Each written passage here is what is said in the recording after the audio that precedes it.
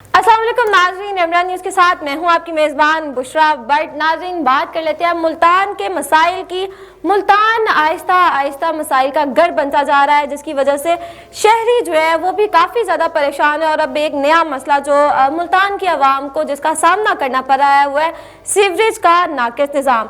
इस हवाले से मुल्तान में हमारी नुमाइंदा आयशा कामरान मौजूद है, उनसे जानते हैं। आयशा, बताइएगा मुल्तान में आखिर इतना सीवरेज का नाकिस निज़ाम क्यों है? जी बिल्कुल बुशरा, मुल्तान के जो बड़े मसाइल हैं उनमें से सबसे बड़ा जो मसला है वो सीवरेज का मसला है। मुल्तान शहर में जो है कमर्शियल इमारतें बना दी गई हैं और इसके अलावा दुकानें बनाई गई हैं। उसके बावजूद जो सीवरेज का मसला है वो बहुत ज़्यादा बढ़ता गया और जो सीवरेज लाइंस हैं वो ख़राब थी, जिसकी वजह से जगह जगह से रोड्स को दोबारा से तोड़ दिया गया। इस वक्त मैं नवाबपुर रोड पे मौजूद हूँ। ये रोड जो है वो तकरीबन 3 किलोमीटर तक का रोड है और इस पे जो है वो बहुत ज़्यादा टूट फूट का शिकार है। और पिछले 4 साल से यहाँ पे जो है वो सीवरेज का काम जारी है, जो कि ताहाल मुकम्मल नहीं हो सका।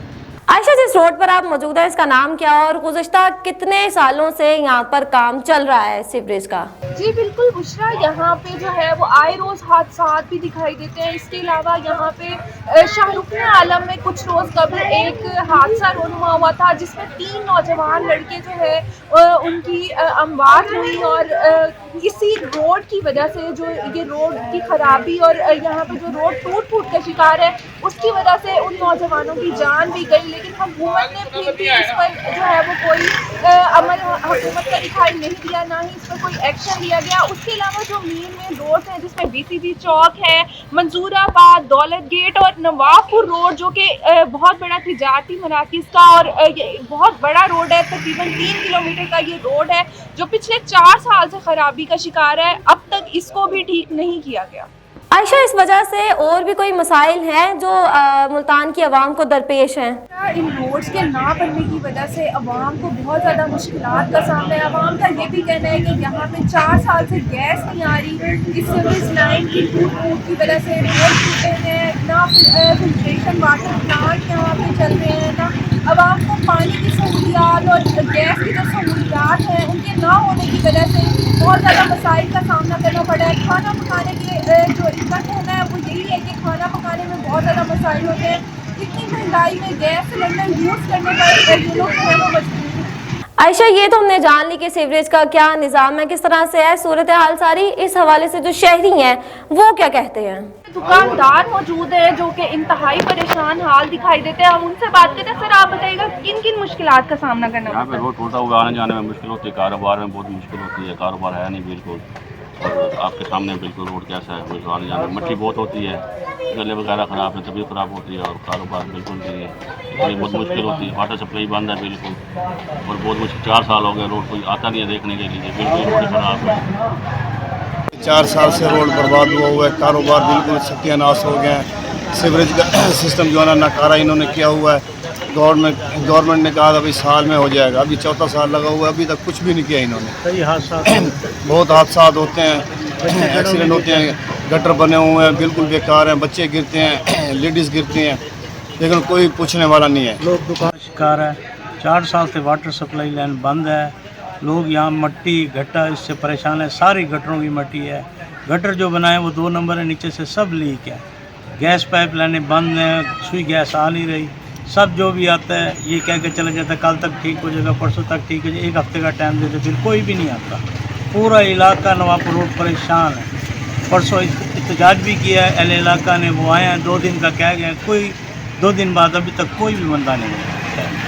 आयशा कामरान हमारे साथ मुल्तान से थी, उन्होंने हमें बताया सीवरेज के मसाइल से उन्होंने हमें आगाह कर दिया। लेकिन अब हुकूमत से यही अपील है कि वो मुल्तान के मसाइल पर भी एक नज़र डालें ताकि मुल्तान के शहरी जो हैं वो भी एक खुशहाल ज़िंदगी गुजार सकें।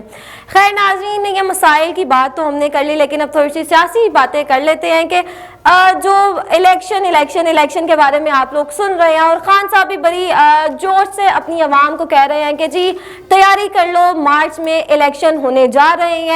और दूसरी तरफ वहीं पे उन्हीं के रहनुमा हैं मियां असलम इकबाल साहब, वो कहते हैं जी कुछ भी हो जाए मार्च में इलेक्शन किसी सूरत भी नहीं हो सकते। यानी कि खान साहब आपकी अपनी पार्टी में जो है वो इत्तेफाक ही नहीं है, तो आप किस तरह से अवाम को बेवकूफ़ बना सकते हैं? किस तरह से आपने अवाम को अपने पीछे लगाया हुआ है कि बस तैयारी कर लो अभी इलेक्शन हो जाएंगे। आप कहते हैं जी कि 20 दिसंबर तक असम्बलियाँ तहलील हो जाएंगी। ये तो हम 26 नवंबर से सुनते आ रहे हैं कि आप कह रहे हैं कि आज असम्बलियाँ तहलील होंगी, कल होंगी, लेकिन आज की तारीख तक मतलब कितने दिन गुजर चुके हैं, अवाम को आपने सिर्फ इसी के पीछे लगाया हुआ है कि बस हम अब भी असम्बलियाँ तहलील कर रहे हैं, लेकिन सिर्फ आप कह ही रहे हैं। अमली तौर पर अभी तक इस पर कोई अमल हमें होता हुआ नजर नहीं आ रहा। और जिस तरह आपके पार्टी रहनुमाओं की जो राय है उसके अंदर इख्तलाफ पाया जा रहा है, इससे भी यही लग रहा है कि आप लोगों ने भी अभी तक कुछ मुकम्मल तौर पर तय नहीं किया है कि कब आपने असम्बलियाँ तहलील करनी है और कब इलेक्शन करवाने हैं। और परवेज इलाही साहब जो हमें रोजाना जब भी हम उठ के ट्विटर देखते हैं तो परवेज इलाही साहब की हमें एक ट्वीट नजर आती है कि मैं इमरान खान के साथ हूँ, खान साहब जब कहेंगे असम्बलियाँ तोड़ दूंगा। आप रोजाना की बुनियाद पर टीवी पर देख लें या फिर उनके ट्विटर अकाउंट पर देख लें, जो हमारे वजीर आला पंजाब साहब हैं उनकी हमें ये ट्वीट जरूर नजर आती है कि खान साहब आपने फिक्र नहीं करनी, टेंशन नहीं लेनी है, मैं आपके साथ हूँ। लेकिन जब साथ देने का वक्त आता है तो फिर परवेज इलाही साहब कहते हैं कि पहले एक असेंबली तोड़ते हैं तो वो पहले क्यों ना केपीके की असेंबली तोड़ दी जाए, उसके बाद पंजाब की असेंबली तोड़ेंगे। जबकि जो बाकी रहनुमा है वो कहते हैं पहले पंजाब की असेंबली तोड़ लें, उसके बाद केपीके की असेंबली को तहलील करने का सोचेंगे। यानी कि आप लोग अभी सिर्फ सोच ही रहे हैं कि कौन सी असेंबलियाँ तहलील करनी है और कौन सी अभी रखनी है। तो आपने अवाम को जो है पीछे लगाया हुआ है असेंबलियाँ तहलील करने के बारे में, तो आपने खुद भी अभी तक कोई भी फैसला नहीं किया है। खैर नाज़रीन, खान साहब ने अब खुलकर खेलने का फैसला कर लिया है, क्योंकि अब खान साहब को पता है कि उनकी दाल कहीं पर भी नहीं गल रही है और जो अवाम को उन्होंने बेवकूफ़ बनाया हुआ है, अब अवाम भी उनसे सवालात करने पर उतर आई है कि खान साहब अगर आपने असम्बलियाँ तहलील करनी है तो कर दे, नहीं करनी तो फिर आपने अवाम को क्यों बेवकूफ़ बनाया हुआ है। आप अवाम को सिर्फ कहते चले जा रहे हैं कि जी मैं कर रहा हूँ असम्बलियाँ तहलील, लेकिन मतलब कहीं भी हमें ऐसा होता हुआ नज़र नहीं आ रहा है। और तो और अब आप जो आपके हमेशा से जो धरने होते हैं और जो जलसे होते हैं उसमें हम आपके जो कारकुनान हैं उनको बदतमीज़ी पर उतरता हुआ ही हमने देखा है। और एक बार फिर से आप लिबर्टी में इसी तरह का कुछ करने जा रहे हैं। और जाहिर सी बात है जो पहले आपके जलसों और धरनों में होता है वही यकीनन लिबर्टी में भी वही कुछ होगा। और जिस तरह आप हमेशा जलसे करते हैं, धरने देते हैं और उनमें कोई नई बात आप नहीं कहते हैं, तो इस तरह जब आप अब आवाम को लिबर्टी में बुला रहे हैं तो हमें यकीन है कि आपने वही पुरानी पिछली बातें दोहरानी है, आपके पास कुछ नया कहने को नहीं होगा। यकीनन आप यही कहेंगे जी कि मेरे पाकिस्तानियों आप लोग तैयार हो जाए, हम इलेक्शन कराने जा रहे हैं, मार्च में इलेक्शन हो रहे हैं और दिसंबर में असम्बलियाँ तहलील हो जाएंगी। तो खान साहब खैर ये तो आप 26 नवंबर से ही कह रहे हैं। अब जब तक आप असम्बलियाँ तहलील कर नहीं देते हैं ना, तब तक आपके जो खुद के कारकुनान है वो भी अब इस बात पर यकीन करना उनको मुश्किल लग रहा है, क्योंकि उनको पता है खान साहब कुछ भी जज्बात में आगे कह देते हैं और फिर खान साहब को पता होता है कि वो उन्होंने कह तो दिया, अब ये बात पूरी नहीं हो सकती है। खान साहब सियासत आपके बस की बात नहीं है, क्योंकि आप मतलब जो भी बात करते हैं, आकर कोई भी प्रेस कॉन्फ्रेंस करते हैं तो वो बाद में आप शायद भूल जाते हैं, उसके ऊपर अमल दरामद कराना है आपको याद ही नहीं रहता है। तो सियासत तो आप भूल जाएं, आप अदाकारी अच्छी कर लेते हैं, तो आप सियासत छोड़कर टिकटॉक पर, फेसबुक पर वीडियोस बनाया करें। शायद इससे जो आपकी मकबूलियत में थोड़ी कमी आ रही है वो बरकरार रह सकेगी। और या फिर आप जो नौजवान लोग हमारे क्रिकेट के शौकीन हैं उनको आप बैठकर क्रिकेट के हवाले से मशवरे दे सकते हैं, वो नौजवान आपको ज़रूर सुनेंगे और जिस तरह से आपकी जो मकबूलियत है वो भी रहेगी, ख़त्म नहीं होगी। और जो खान साहब आपने अपनी डिजिटल टीम कैसी रखी हुई है, आपकी डिजिटल टीम आपको एक सियासतदान ठहराने की बजाय उन्होंने आपको एक अदाकार आवाम के सामने अदाकारी करते हुए पेश कर दिया। आपकी कभी कोई वीडियो सामने आ जाती हैं अदाकारी करते हुए, कभी कोई पिक्चर आपकी आपका जो डिजिटल मीडिया है वो शेयर कर देता है। लेकिन अब आवाम थक चुकी है, आवाम ने बहुत आपकी अदाकारी की वीडियोस देखनी है, पिक्चर्स देखनी है, लेकिन अब आवाम नहीं देखना चाहती है अदाकारी की वीडियोस और पिक्चर्स।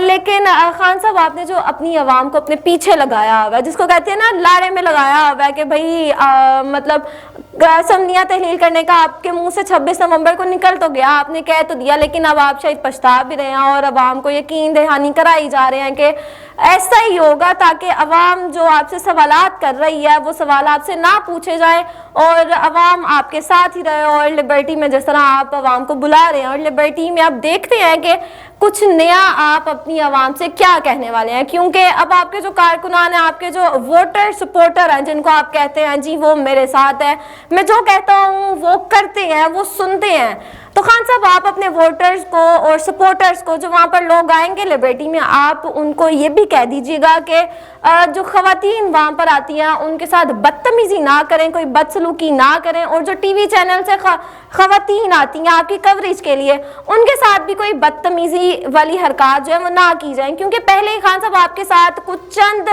टीवी चैनल्स हो गए हैं, चंद सोशल मीडिया प्लेटफॉर्म्स हैं जो आपके धरने, आपके जो जलसे हैं उनको कवर करने आते हैं। तो अगर इस तरह के वाकयात मजीद हमें देखने में आएंगे तो ये जो चंद लोग आपकी कवरेज को रह गए हैं ना वो भी ख़त्म हो जाएंगे और फिर आप अकेले, आपका अपना यूट्यूब चैनल होगा और आप होंगे और आप आवाम को सिर्फ वहाँ पर बैठ के ही दिखा रहे होंगे। क्योंकि इस तरह के अगर वाकयात होते रहे तो फिर ये जो सोशल मीडिया वाले हैं ये भी आपकी कवरेज से हाथ खड़ा कर देंगे।